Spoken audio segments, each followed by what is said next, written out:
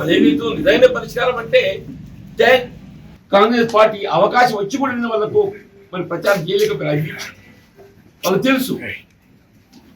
But even then ఏదైతుందో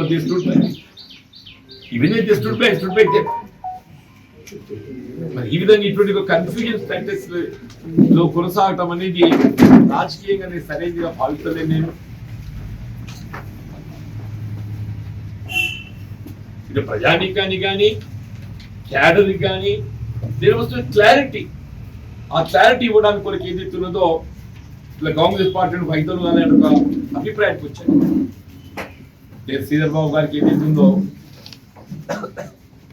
అంటే కూడా బాధతో ఉంటే మాత్రం వారు కూడా బాధతో ఉంటారు. ఏదైనా కానీ 25th నాడు ఏదైతుంది ఇక్కడ బండారు గార్డెన్లో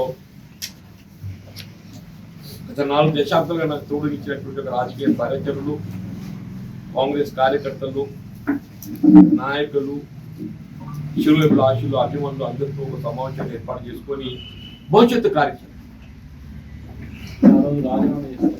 చేస్తారు కదా, చేయడానికి ఉంది కదా. ఇప్పుడు రిజల్ట్ చెప్పింది, రిజల్ట్ ఏం చెప్పింది? రాజీనామా చేస్తా అని చెప్పి అంటున్నా. నేను భవిష్యత్తు కార్యాచరణ రూపొందించుకుంటాం.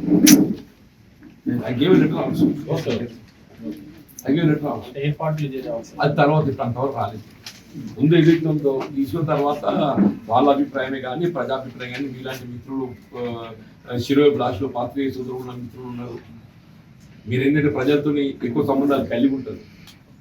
ఇప్పుడు నాకు ప్రజా సమస్యల పట్ల స్పందించడం, పోరాటం చేయటము నేను మొదటికి కూడా బాధ్యత అనుకుంటాను.